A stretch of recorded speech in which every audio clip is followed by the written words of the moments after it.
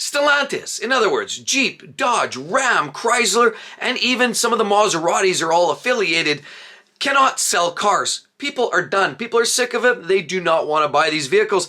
And they clearly lead the list of the biggest losers and vehicles that are not selling right now. People are done. Inventory's high, but customers aren't buying. So the demand isn't there. The supply is high. What's next? Well, what's next is vehicles that sit on lots, filling lots up right to the max, and they're not selling. As a matter of fact, I took a walk down to a Dodge dealer here this last week. I had a quick look, and there was tons of Rams for sale. Half tons, 3/4 tons, 1 tons, diesels, gas jobbies, and let me tell you, lots of Jeeps as well. We all know about the Wagoneer and Grand Wagoneers being grossly overpriced. 6 figures for a Jeep? Go figure. Don't get that one very much. I think they're out of touch with the customer. That's the bottom line.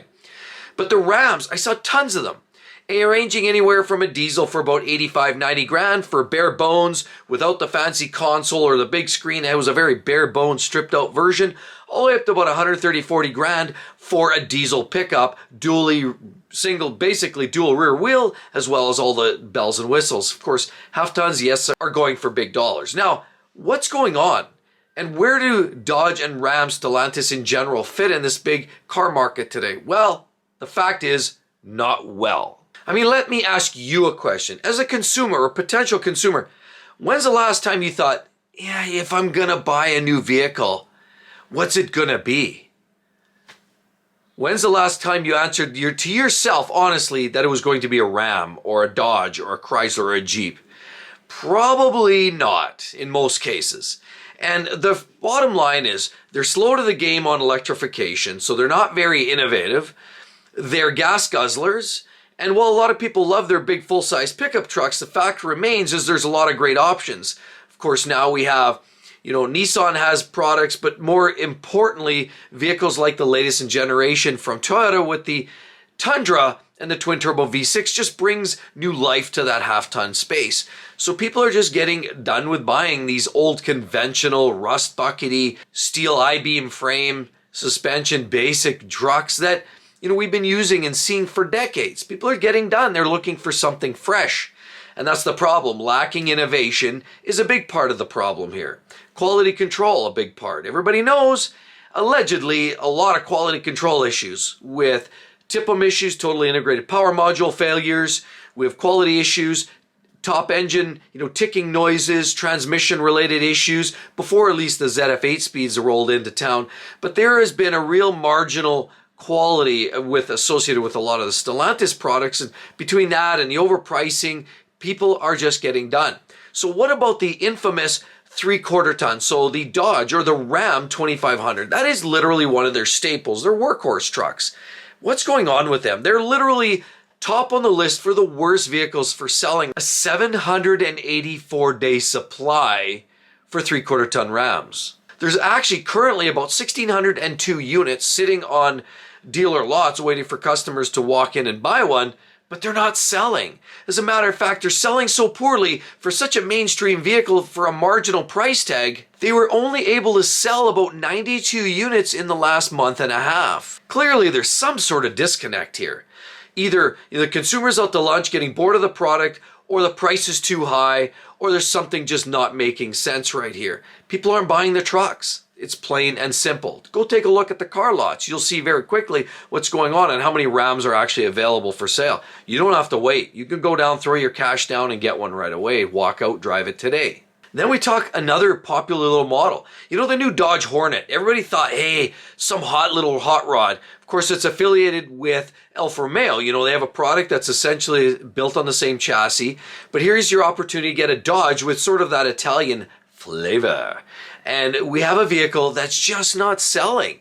Nobody wants this junk. 517-day supply of the Dodge Hornets currently exist. And for such a volume vehicle, only 939 units have sold in North America in the last month and a half. That's pathetic.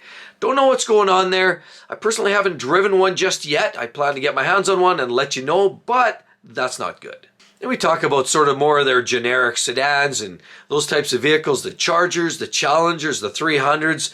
They're not selling all that hot either. Not exactly like hotcakes. And I can't quite say that they've ever represented really good quality. I mean, the Challengers and Chargers in Hellcat form are great. They're fun and they're fast, but take away that supercharged V8 engine and all you have is a basic body with a standard looking, very generic looking. You know, if you had a 5-year-old kid say, draw me a car, the car that a 5-year-old child would draw on a piece of paper would probably look very much like one of these cars, probably a Charger, Challenger, or 300. And that's probably a big reason why the Chargers have about a 420 some odd day supply. The Challenger's sitting at about 362 day supply. And the Chrysler 300 sitting about 339 day supply. So none of them are selling that well, and there's lots of them out there for the grab. Now, well, yeah, I know there's a lot of fans that find there's a little bit of an appeal to these vehicles because it goes retro, and specifically where we're talking about a Challenger, it takes you back to the 60s, and there's a certain clientele that will love that car no matter what. The fact remains is the general population isn't crazy about these vehicles. Another one on this list of the top 10, there's about a 301 day supply of Jeep Grand Cherokees. They're not selling that great either. And I mean, it's so bad, in fact, that we've seen Jeep, we've already spoken about this, Jeep Stellantis, they essentially dropped the Renegade. It's gonzo next year. You won't see that again because it wasn't selling at all. It was just one of those hit and miss models, and they made it go away, as well as the base Cherokee, which used to be a very utilitarian square box, which people could at least sign on the paper because it was basic, but it was cost effective. And now you've got this minivan, unibody, chassis, wannabe Cherokee that just doesn't quite hit the mark for people. There's too much great competition out there, and the Cherokee went bye-bye this year. Now we could talk about a few other losers on this list. For example, the Ford Mustang Mach-E has about a 358 day supply. We all know that Ford has not been doing a crazy amount of sales on their Mustang Mach-E's, nor have they seen great amount of sales on their Lightnings, the F-150 Lightnings, their pure EV trucks. Even though they're the best-selling pure EV truck, I mean, what are they comparing it to? A Rivian, which is a very niche space, Tesla Cybertruck, which hasn't even really come out yet. So it's kind of an odd number to say that they're the best-selling pickup truck. It's pure EV. There's really not much competition. So wait till the big players show up at the table. Things are getting so ridiculous. In fact, another one on the list is the Jaguar F-Type. It's a hot sport coupe, but the thing is that vehicle has almost the same amount of units sold as a Ram 2500 in the last 45 days. That's ridiculous. The Jaguar is a niche vehicle, 2-door sport coupe. It's on its way out because Jags admitted that they're going pure EV. So it's a small niche marketplace, and yet there's as many units sold in the last 45 days on an F-Type as there were on a 3/4 ton Ram. So clearly there's something broken here in this marketplace. Mercedes-Benz SL has about a 319 day supply. It's pretty significant. They're sitting on those. It's a big dollar car. Can't say there's a lot of them selling. That's part of the issue. And clearly as we hit some of the times right now where we're dealing with inflation, cost of living, high interest rates, there's less and less people looking for high dollar cars where they have to borrow a significant amount of money. Puts them underwater pretty quick. And then we have one on the bottom of the list is the Maserati Levante. Beautiful SUV, a lot of great features, performance, Italian attitude and perspective. It's a great vehicle. I've driven them. I personally love them. However, they're not selling. It's a tough thing, you know, bringing Alfa Romeo, Maserati into this North American marketplace. There's not a big appetite for that brand yet. They haven't really carved their space in this market. And as a result, not only because of that, but their high price tag, 288 day supply is what you'd actually expect to see currently with the Levante. And they've really only sold about 135 units in the last month and a half. So really time will tell if Ram, Stellantis, Jeep, Chrysler, that whole brand can actually figure this out. If they can find that happy place where they find a better balance of supply and demand, the dynamics you'll see in that space, they're clearly struggling with that right now and they have way too much supply. Now with that said, there are some benefits to the customer. If you want to look for a new vehicle and you walk into a car lot and you're not that fussy, you might walk in and buy a Dodge or a Jeep. And maybe that's partially what they're banking on. Maybe they're relying on that. But there's a lot of dynamics which are leading to the fact that there's a heavy balance of supply and not enough demand right now.